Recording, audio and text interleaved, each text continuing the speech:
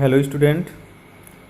मैं प्रदीप कुमार, प्रवक्ता शिक्षा शास्त्र, जिला एवं प्रशिक्षण संस्थान हापुड़ डीएलएड कक्षा में आप लोगों का स्वागत करता हूं। आज का हमारा टॉपिक है पाठ्य सहगामी क्रियाओं का प्रबंधन।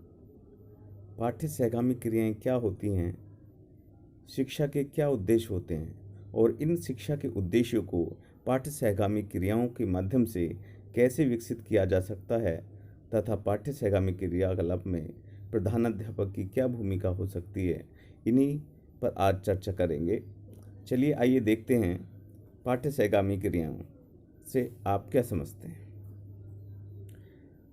हम सब इस बात से सहमत हैं कि बच्चों के व्यक्तित्व के सर्वांगीण विकास के लिए केवल पुस्तकीय ज्ञान पर्याप्त नहीं, वरन उन्हें व्यवहारिक ज्ञान देने, उनको सामाजिक कुशलता में निपुण बनाने और उनकी अंतर्निहित विभिन्न प्रकार की अभिवृत्तियों व अभिरुचियों को विकसित और मुखरित करने के लिए विद्यालयों में खेलकूद, शैक्षिक कार्यक्रम जैसे वाद विवाद, निबंध और सांस्कृतिक कार्यक्रमों, राष्ट्रीय पर्व, शैक्षिक भ्रमण, बागवानी, सत्र समारोह तथा अन्य पाठ्य सहगामी क्रियाओं का आयोजन होना आवश्यक है बच्चों।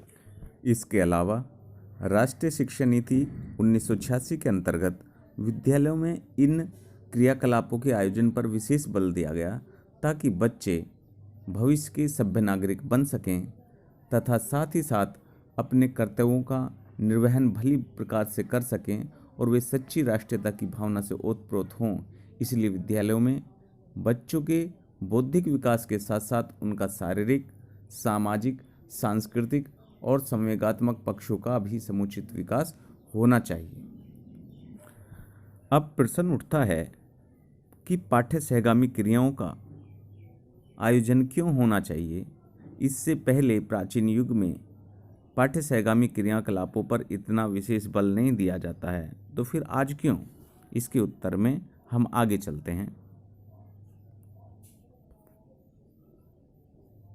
पाठ्य सहगामी क्रियाओं का आयोजन क्यों?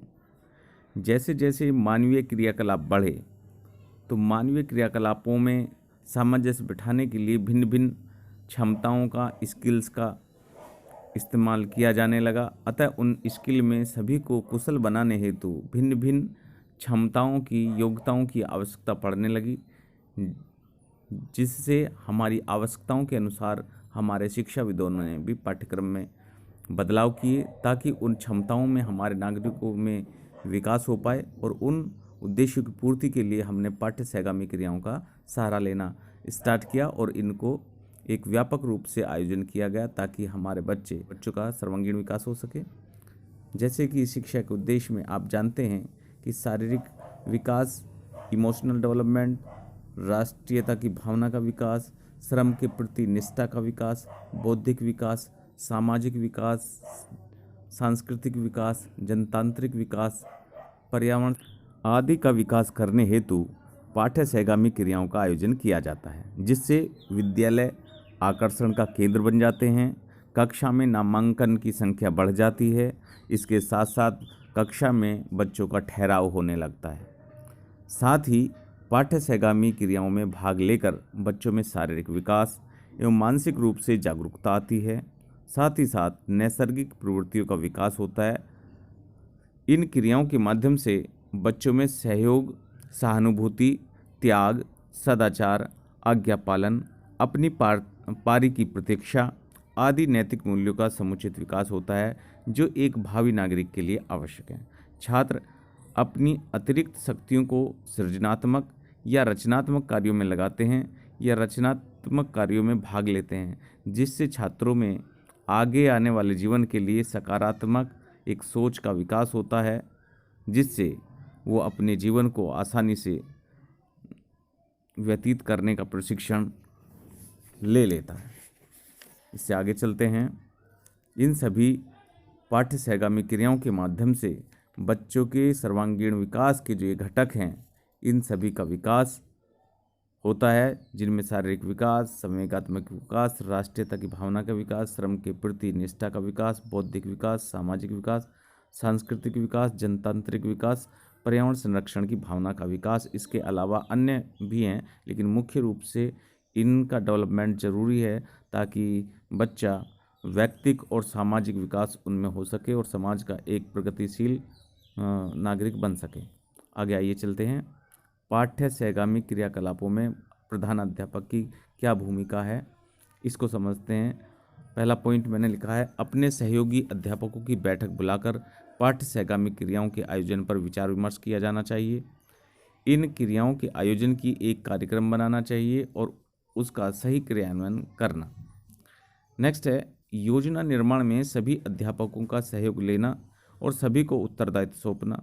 आयोजन के समय स्वयं उपस्थित रहकर उनका अवलोकन करना और मार्गदर्शन करना। क्रियाओं के आयोजन में स्थानीय समुदाय के व्यक्तियों का सहयोग लेने का प्रयास करना।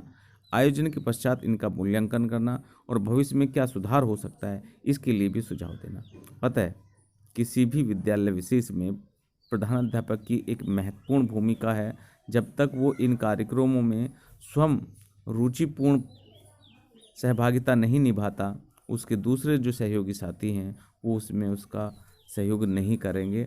अतः प्रधानाध्यापक को शिक्षकों को विश्वास में लेकर विद्यालयों के डेवलपमेंट के लिए, छात्रों के डेवलपमेंट के लिए, उनके सर्वांगीण विकास के लिए एक सहज कार्यक्रम बनाया जाए और उनमें स्थानीय लोगों को भी सहभागिता सुनिश्चित की जानी चाहिए ताकि छात्रों के डेवलपमेंट की रूपरेखा बनाई जा सके और समय रहते ही बच्चों का सर्वांगीण विकास करने में भागीदारी सुनिश्चित की जाए। धन्यवाद।